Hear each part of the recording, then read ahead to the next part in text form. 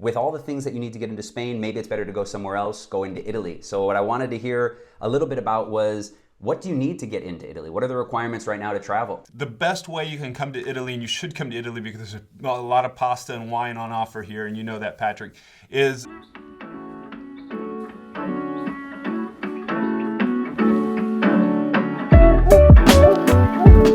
I'm in a dog park. Can you hear those dogs over there? Loud. There's some good news. I was contacted by Patrick Guide Barcelona, another YouTuber, yeah, Barcelona, so you can imagine he lives in Spain. You see, Patrick, well, he's a YouTuber, I'm a YouTuber, so what we're gonna do is we're gonna do a video together. To better understand what I can do, here, let me show you something.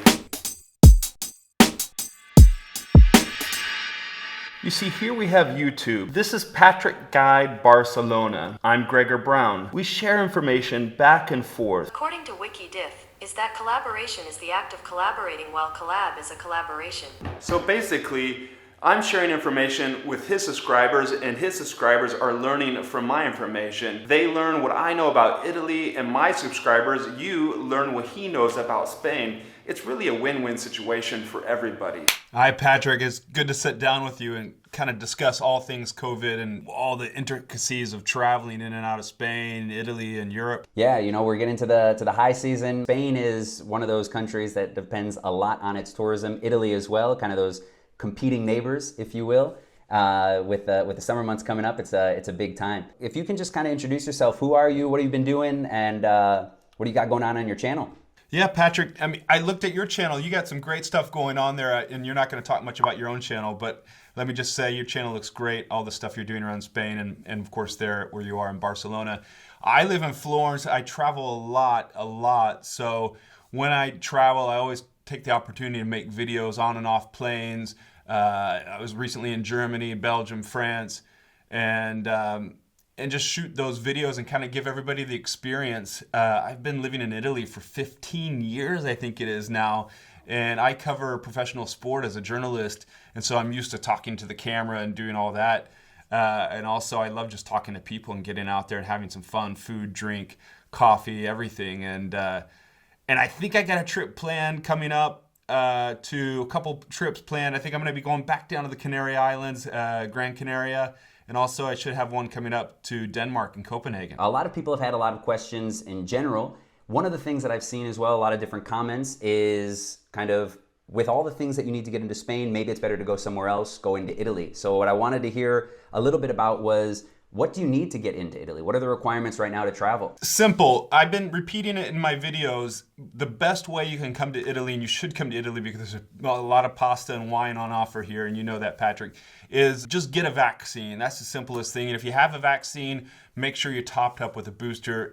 There's a 9-month limit on the validity of a vaccine for coming into Italy. So if you're over that 9 months, you're gonna need to get a booster. And keep in mind, anytime you get a dose, it needs 14 days to come into effect. So that's the simplest way. And then the other ways, there are other two methods that you can use to get into Italy if you're not vaccinated, if you're part of that anti-vax crowd, is get a COVID test, PCR test 72 hours before your arrival, or rapid test 48 hours before your arrival. And then the third option is that COVID recovery certificate, and that's a little bit of a mysterious one. I get a lot of questions. People ask me, how do I get this certificate? And I don't know. I'm not over there in the US where a lot of my subscribers are to tell you how to get that certificate. So it's kind of a gray area, and I don't really see people presenting those here in Europe, well, in Italy, but I know that is an option as well. What about, how are things there? I mean, do you have the similar 3 options? Yeah, I was gonna say, so that was one of the big surprises when Spain changed just a couple weeks ago, that they didn't open up for that third option of taking the test. So basically, if you're coming from outside of the EU, most third countries, unless you're on a special list, which allows you to come in without presenting any sort of documentation, basically what you need to have is the vaccination, same as you said before, or that recovery certificate. Now, I've had some questions about it, about the recovery. I'm not sure as well, because I think apart from, you know, talking to your doctors and the different states, there's different requirements to get that. There's all sorts of information on what exactly you need, but not as much on how to actually get it. Kind of one of the more surprising things that happened when Spain changed its rules is that they didn't allow for the possibility of taking a test before flying. And I think that's what a lot of people have been kind of struggling with in terms of making a decision of coming over here, or just knowing what they need to get in general. That being said, we just changed 2 days ago, actually. On Wednesday, the 20th was the first day that we didn't have to wear masks on the inside. Oh. So there's some big changes great. in terms of what you need when you're over here. And that's what I was kind of interested as well. Here in Spain, we don't have to wear masks basically anywhere interior unless it's public transportation, sanitary buildings, hospitals or pharmacies, things like that. And then in elderly homes. Those are the one place where you still have to wear them if you're visiting or if you're a worker there. But the people that live there don't. So those are basically the 3 exceptions. But everything else has been taken off. What about Italy? A lot of people have been asking about kind of what's been going on over there. I'm ready to go out there in the street and burn my mask, as soon as the whole mask thing ends, because it's just a pain to have to put it on every time you enter in and out of stores. Italy's holding strong. And I was looking at the infection count before we jumped online here, and Italy does have a little bit higher number than we compare it to, say, like Belgium and Spain of infections. And even the Prime Minister Mario Draghi came down with COVID here recently. So they're expected to be making a decision soon, because right now you have to wear a mask indoors. So that means when you walk into the restaurant, you got to put it on, but you take it right off as soon as you sit down at the table. But I'm hoping they're lifting it soon. Being recently in Germany and Belgium and France, those countries have already dropped it. Also, the Netherlands has done so well. It's wild. You can walk through airports without a mask on. It seems like a long time ago, back in 2019, when we were doing that. So that's the case. Now, on May 1st, they are expected to drop it, or they were expected to drop it. So we need to see if they're going to continue that mask mandate. A decision was supposed to come after Easter, and we're now on Friday here, and we don't have a decision yet. So let's hope that decision will come soon, because I don't think it's necessary anymore. And when it is, I'll be out there. I'll burn my mask out in the street, Patrick. Well, it's funny that you mentioned. Go ahead. I think that's very useful, what you said about not being able to come in on a negative test into Spain. I think my subscribers will get a lot of, that'll be something really important for my subscribers watching this. Yeah, I mean, it is one of the big differences. Like I said, something a little bit interesting to see when they came out with those new restrictions, right? After having known that Italy had already made those changes, and what we had talked about a little bit before is that competition within the tourist sectors.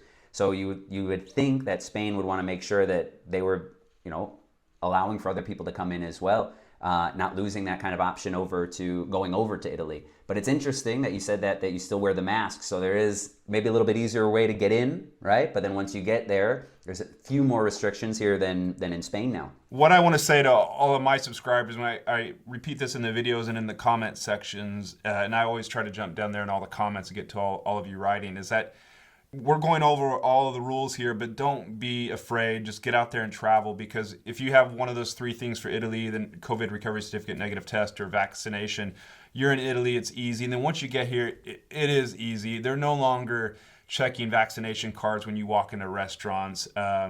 Museums and like public transportation, especially on airplanes, they're going to be checking them. But like in some museums and some other places where they should be doing it, they're not doing it. So it's a lot more relaxed. And even the other day when I took a taxi to the airport, the taxi driver wasn't even wearing a mask. And so things have really changed in that regard. Everything's kind of eased. So don't worry. Just come on over to Europe and have some fun. I saw on your channel you're doing a lot of different traveling all over the place, even to Spain itself. But what have you noticed just kind of moving through Europe? A lot of people, obviously coming over from the States, most people don't maybe want to stay in one place. They're trying to move around to different areas all on the same trip. So what have you noticed in terms of getting to other countries? You mentioned a little bit about the relaxation of those measures, but how is it flying to different places from Italy through Spain? Where else have you been? Yeah, once you're in Europe, things are also a lot easier for these flights that are within Europe. Like when I flew to Brussels the other day, they didn't require, but you had the option of updating your documents, your vaccination or COVID negative test documents before you got your online boarding pass.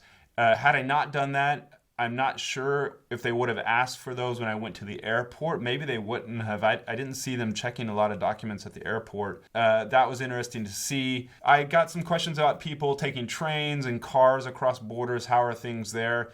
I've driven across the border from Germany into the Netherlands, back and forth, Belgium into France. There are no controls at the borders there. So once you're in Italy, things are a lot easier. And if you are here without a vaccination, though, I would go ahead. You're probably going to need to have that negative test before you board the flight, even if you're flying from Spain to Italy, because those are the rules currently. And if you're coming over from the United States, you still need to fill out what we call here the digital passenger locator form. So it's those two things, having the vaccination or negative COVID test or COVID recovery certificate, and that digital passenger locator form.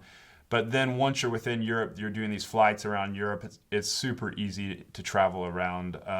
There are not many controls and checks at all. But Italy, it's the biggest sector in Italy is tourism. So it's very important that things get up and running as we come to the end of spring. I mean, we're right here coming up, knocking on summer's door. Exactly. We're getting into those months, right? Like you said, Italy, huge, heavy reliance on tourism just in general. Spain, the same. It's about 15% of the GDP over here. So it's one of those really, really important kind of movers of the economy. I'm just curious to see what you think about what's going to be happening. I know you're kind of waiting to see what's going to be announced on May 1st, but kind of as the summer gets fully into swing, what do you see in terms of not just Italy but Europe in terms of the COVID restrictions for travel? Well, let me just put it like in the way of my main job as a cycling reporter. I mean, what I see already in like that arena, like how we interact with the athletes and also the limitations on our work, and we're working out in the open air anyway. It goes country by country, but like in France, it's completely been eased, and now you can move around, closely interact with the athletes as we could back in 2019. There's a lot of desire from, and I'm sure you're sensing that in Spain too, there's a lot of desire from the population to get back to normal. The hotels and things like that have been badly hit. Now let me just say, tourists can expect to be paying that COVID tax because you probably see it there in Spain too. Prices have gone up since the pre-COVID times. And I was booking a hotel for Paris at the end of July for the Tour de France. Last year I paid $170 a night, well, just for one night in Paris. Now that same room costs €240. And I asked the hotel, I was like, well, why is it more expensive now? She said, well, last year we didn't have as many guests with COVID. And so now they have a lot of demand and the prices are up. So there's that kind of COVID tax that I think we're all going to be paying in the short term and maybe forever. Patrick, I do want to ask, and a lot of questions I get from my subscribers is that how does somebody get a COVID test in Spain? And for Italy, what I tell them, look, don't worry about it too much because trying to do the research from the United States, like where are you gonna go to get that COVID test? Just when you're here, go to a pharmacy because pharmacies are everywhere in the United States. It's like the McDonald's here in Italy. You find a pharmacy on every corner. And they'll either be able to test you or they can send you to a place where you get a COVID test. So how's that in Spain? Yeah, it's very easy. I actually had a group here last week that all was looking for different COVID tests. A lot of people are opting to buy the test in the States first before coming over and doing one of those applications where you can just test online, which makes it a lot easier to have that with you. You don't have to worry about timings or anything like that. I do have a video that's all about where to get a COVID test in Spain, where I try to direct people to the correct places to do that. But also, like you said, Great. Pharmacies are really, really easy to go into now, especially that they've opened it up to be able to do the test there, where you can get a QR code, not only to work within Europe, but also all of the information you need to get back home. The one thing I would say, though, is that Sundays are not the best days to get it done. I'm sure it's the same in Italy. A little bit of trouble finding places that are always open, but maybe if you go to some pharmacies or realistically to a hospital, you'll have better options finding out. But it is really easy if you don't do the test, the pre-test before.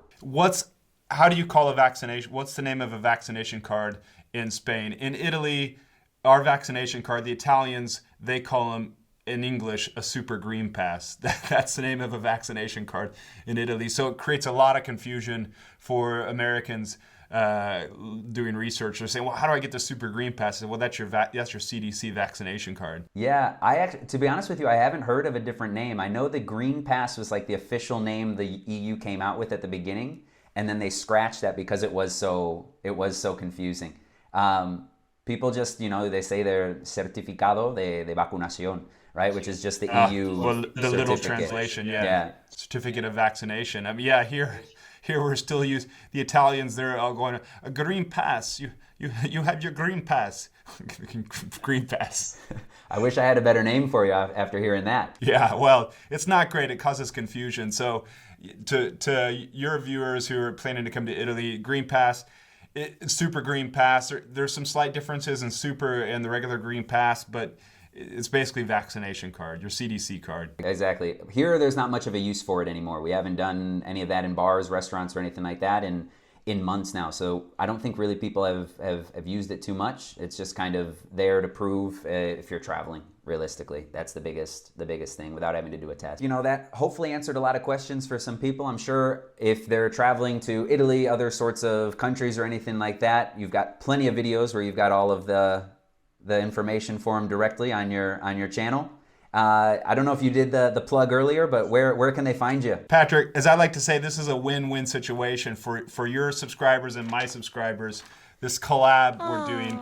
Check out the link in the description of your video, and I'll put a link to Patrick's YouTube channel on the bottom of my description for the video that's going to go online here. So please go on over to Patrick's YouTube channel, check him out. Got a great load of videos over there. He's going to be letting us all know about Valentine's Day in April in Barcelona. So I'm curious to see how that goes. And so if you're into Spain, check out Patrick in Barcelona. Well, I appreciate it, Gregor. Thanks Patrick. Thanks for joining me, and hope to see you soon. Well, that was great stuff. It was good catching up with someone new. The guy's from Chicago, Patrick. Really, go check out his channel. Hopefully all this information is going to help you out, and you got to come over here. You got to visit Europe. Go visit Spain. Come here to Florence. Come to Italy. Just enjoy it and travel.